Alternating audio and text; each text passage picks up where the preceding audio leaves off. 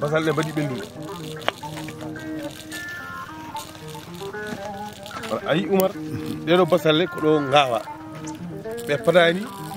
manifestation ngaji badani kubani ponoje so tawi laamu ena wallita hubbobe ponoje walla bonna hunde wurbe dole munen be badani dupani ponoje bonnani haydara te ko dilli Sénégal jiya ene poti wallitede engrais walla ballite machine aji innoji ndiya ene gondo e wuro ngawyu Jako e département Matam commune mo Nabadji won kayis mo Allah holi en do e wuro ngawju kayis o tawlen do ko ndema sew sew be ganduda guri koy dole munen e ndir leydi Sénégal ene wodi balade président de la république wieta yimbe yo balle wurbe e ndema kono do e ngawju bal ala do wodi do ko wurbe e dole munen so tawi en tawi do jardin ko tammi do judam ko fof ko do rema bendi kadi ko do yeete ma en kaldema ko joni o inni to holko addi jardin o e holno hebi zalle o melo hebi ballamu nde wona jardin o walla so tawi namdama holno jardin ma o fuddiri holko mbawda wiide hebiyankobe Winder TV hay so lawol mi salmini on mon fo inde mudum e yettode mum min ko Amadou Mamel biyetem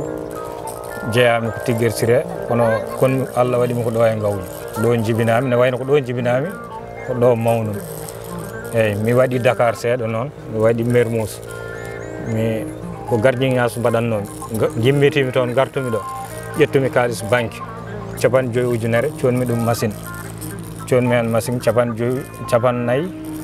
ujunere conmi machine o heddi ko on ƴettumi conmi awdi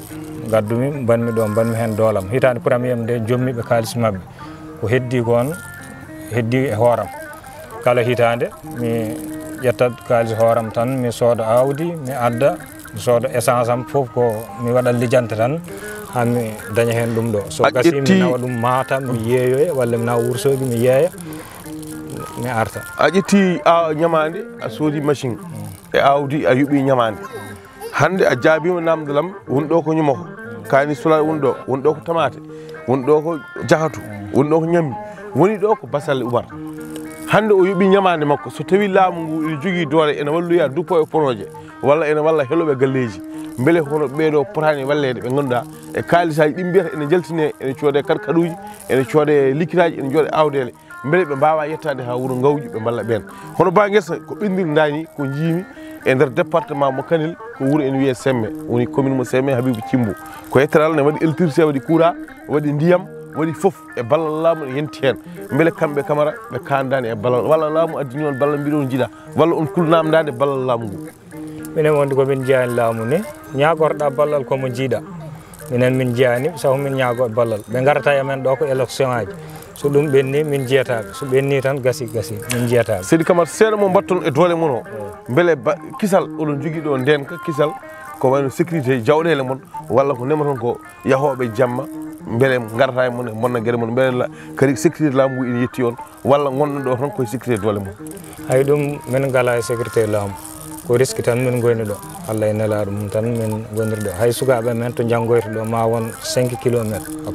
hakkude ɗo e amen to ɓe janggoyta to ma won 5 kilométre kono koye koyɗe mabɓe ɓe jahata subaka fof hen ɓe gartata